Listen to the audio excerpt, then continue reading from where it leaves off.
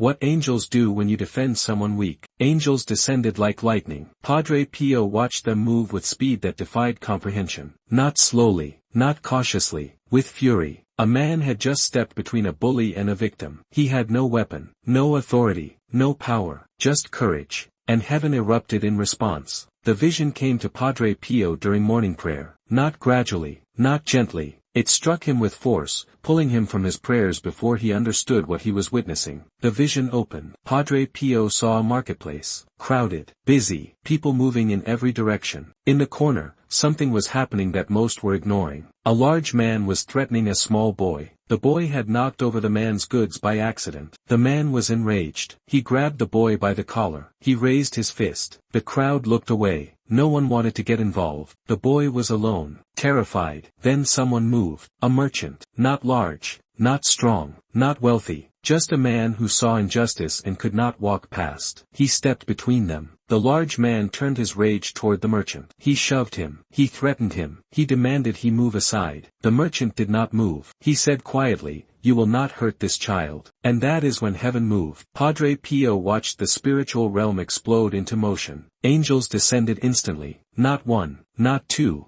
a host of them. They surrounded the merchant. They positioned themselves between him and the attacker. One angel stood directly in front of the merchant. A shield, protection. The merchant could not see it, but the angel's presence changed something in the air. Another angel moved to the attacker's side. It did not strike. It did not harm. But it created hesitation, confusion. The man's rage faltered. A third angel knelt beside the boy, comforting, calming. The child's terror began to ease, though he did not know why. Heaven had responded to the merchant's defense as though it were the most important act in the universe at that moment. Padre Pio felt shock settle over him. He had seen people defend others before. He had seen bravery. But this response was different, more immediate, more overwhelming, more total. Why? What made this defense different from all the others he had witnessed? The vision paused. Padre Pio waited. Heaven did not explain. It only continued to show. He saw another scene, a different marketplace, a different time, another person being threatened, another crowd looking away. But this time, someone else stepped forward. A wealthy man. He too defended the victim. But he did it loudly. He made sure everyone saw. He announced his intervention. He waited for applause. The spiritual realm remained still. No angels descended. No protection formed. No divine assistance came. The man received what he sought. Human praise. Human admiration. But heaven gave nothing more. Padre Pio looked closer. Both men had defended someone. Both had stepped between attacker and victim. To human eyes, the actions appeared identical. But heaven saw deeper. The first man's defense had cost him something. He had risked harm. He had no guarantee of safety. And he had done it quietly. Not for recognition. Not for praise. The second man's defense had cost him nothing. His wealth protected him. His status gave him authority. And he had done it publicly. For recognition. For praise. Heaven responds to risk taken for others.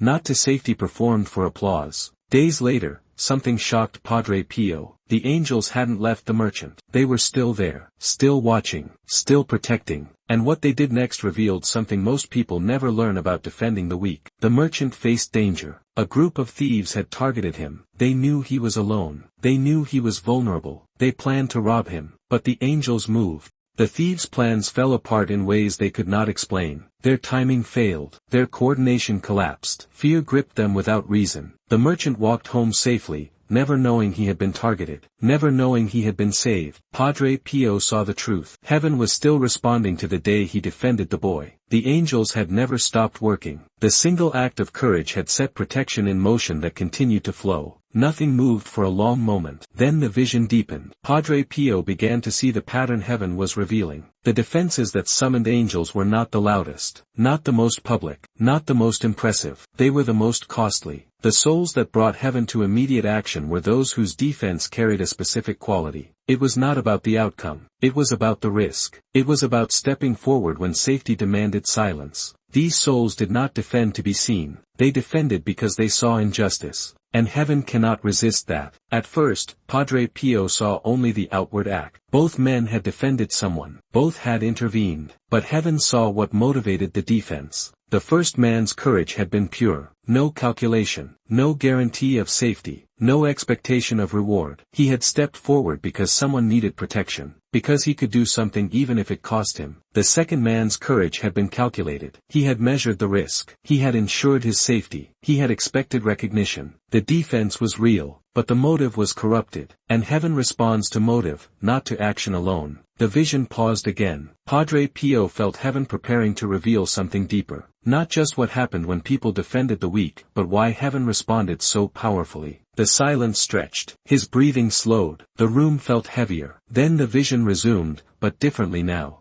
Padre Pio saw that heaven does not respond to performances of courage. Heaven responds to actual risk taken for others. Acts done at personal cost reveal the true state of the soul. When someone defends publicly from safety, the risk is managed. The cost is calculated. The motive is mixed. But when someone defends from vulnerability, the risk is real. The cost is genuine. The motive is pure. And purity summons heaven's full response. A soul that defends the weak has released concern for personal safety. It has stopped calculating outcomes. It has stopped protecting itself first. It simply acts because acting is right. And that kind of courage moves all of heaven. Padre Pio understood now what made the difference. Defending the weak is not about the strength of the defender, not about the outcome of the fight, not about the size of the victory. It is about the willingness to risk harm for another. The soul steps forward when stepping forward might cost everything. Intervenes when intervention carries consequences. Speaks when speaking invites danger. That risk proves the heart is pure. That vulnerability reveals the motive is clean. He saw another example. A woman who saw a young girl being mocked by a group. The mockery was cruel, vicious. The girl was alone, humiliated. The woman was not strong. She was not important. She had no authority over the group. But she walked over anyway. She stood beside the girl. She faced the group. She said quietly, "That's enough." The group turned their mockery on her. They laughed. They insulted her. They tried to shame her into leaving. She did not leave. Padre Pio watched angels surround this woman. The moment she took her stand, heaven responded. Angels positioned themselves around her. Protection descended. Grace strengthened her. The group eventually walked away, though they did not know why. Something in the air had changed. Their cruelty lost its power.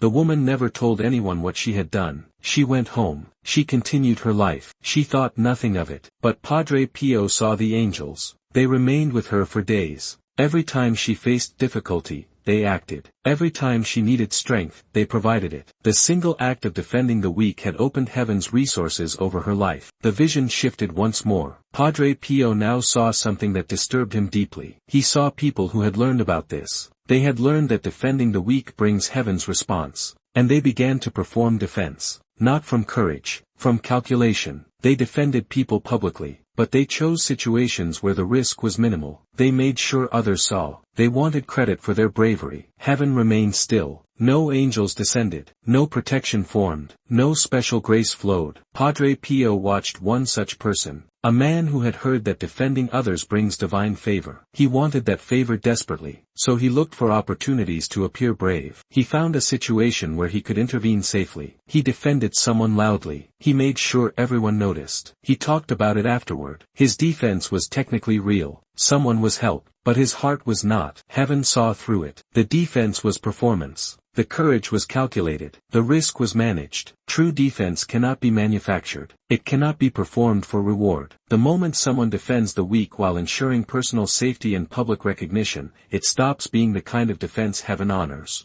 The risk must be real. The cost must be possible. The motive must be pure. The vision began to fade. Padre Pio remained still. He would never teach this as a technique. He would never tell people to defend others in order to gain heaven's favor. That would corrupt the very thing that made it work. But he would say quietly to those who came to him, "When you see someone weak being harmed, and you can do something, do it. Even if it costs you. Even if it risks you. Even if no one will know. Not to gain heaven's favor, but because it is right. Because someone needs protection. Because you can intervene. Do not calculate the risk first. Do not ensure your safety first. Do not plan your recognition first. Just act, and trust heaven to handle the consequences. And watch what happens. Watch how heaven responds to that kind of courage. Watch how angels move when someone risks everything for another." He sat in silence long after the vision ended. The room felt different now. Not heavier, not lighter, just charged with possibility, with truth. The truth remained with him, not as technique, but as reality. Angels respond to defending the weak immediately, not because heaven is impressed by strength, but because willingness to risk for others reveals purity. And purity opens heaven's full resources, the kind of protection that changes everything, the kind that never stops, the kind heaven waits to give.